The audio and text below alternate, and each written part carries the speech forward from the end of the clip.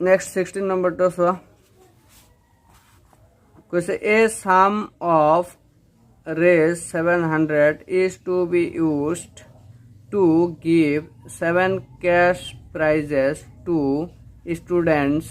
of a school for their overall academic performance. If each prize is raised 20 less than its preceding prize, find the value of each of the prizes. তার মানে কি কইছে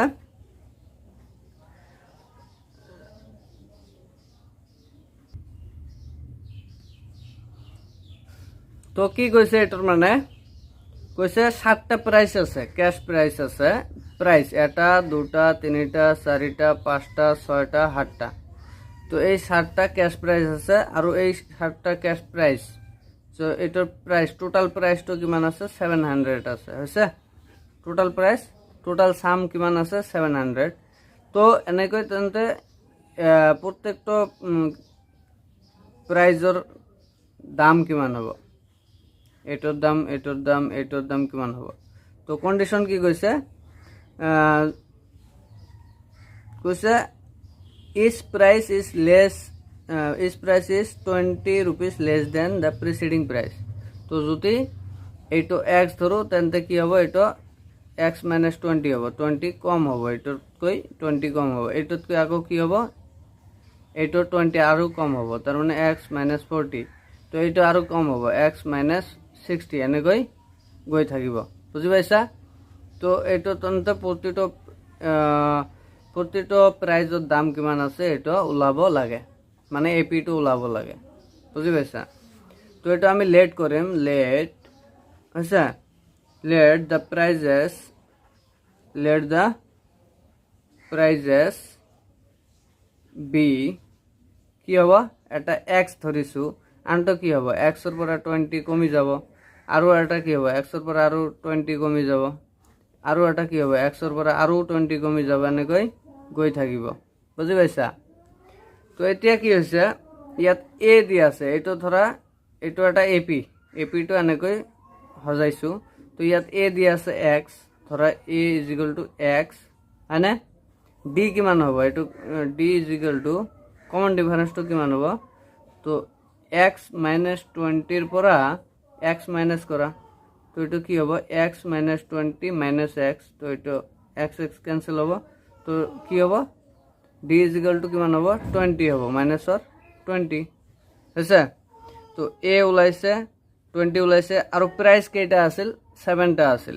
1 2 3 4 5 6 7 তো 7টা price তো n এর ভ্যালুটো 7 হবে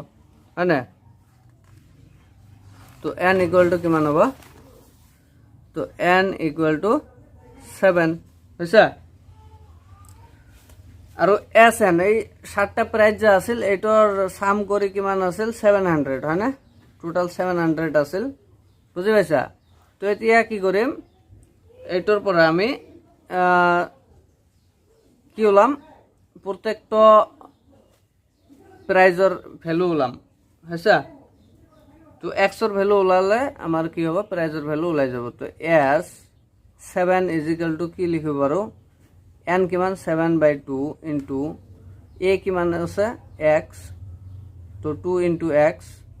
2 * a না plus n - 1 তো n আছে 7 - 1 ইনটু d এর ভ্যালু কিমান -20 হয় না -20 তো এটার পর আমি x এর ভ্যালু উলাইলাম x এর ভ্যালু উলালে আমার কি হবে প্রাইজের দাম কেটা গম পাম তো s7 কিমান এটো 700 তার মানে 7টা প্রাইজের টোটাল ভ্যালু কিমান 700 আচ্ছা ইকুয়াল টু 7/2 ইনটু এটো 2x এ থাকিব প্লাস এটো কি হ'ব 6 ইনটু -20 আচ্ছা তো এটা 700 এটো এইফালে লৈ আহা ডিভাইডত দি দিয়া তো 7/2 হ'ব ইকুয়াল টু এইফালে থাকিল কি 2x এটো ইনটু কৰিলে কিমান হ'ব -120 হয়নে তো এতিয়া এটো কৰিলো 700 ইনটু 2/7 হ'ব তো এটা ইন্টু করলে কটাকটি করলে কি হব 7 1 jar 700 jar 700 তো এটা কি হব ইয়াত থাকিব 2x - 120 তো এটা কি হব 200 হব ইকুয়াল টু 2x - 120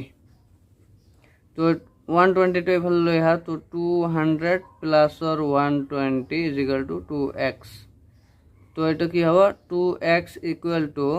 320 তো x equal to কিমান হব 320 by 2 তো x is equal to কিমান হব 160 2 1 jar 2 2 16 jar 32 আৰু এটা 0 তো 160 তো x এর ভ্যালু কিমান 160 তো আমার তন্তে প্রাইস কে এটা কি হবে এপি তো কি হবে এপি তো হবে এটা আসল x তো x এর ভ্যালু হইছে 160 তো 160 এর পরা কি মান হবে 20 আৰু কমি যাব তার পিছত তো 140 হবে এটা তার পিছত কি হবে 120 এটা হবে তার পিছত কি হবে 100 হবে তার পিছত আৰু 20 কমি গলে 80 হবে তাৰ পিছত আৰু কমি গলে 60 হবে তাৰ পিছত আৰু কমি গলে 40 হবে তো এনেকৈ 20 20 কৰি কমি গৈছে তো ইয়াত কেইটা আছে এটা দুটা তিনিটা চাৰিটা পাঁচটা ছয়টা সাতটা তো সাতটা প্ৰাইজৰ ভ্যালুটো ওলাই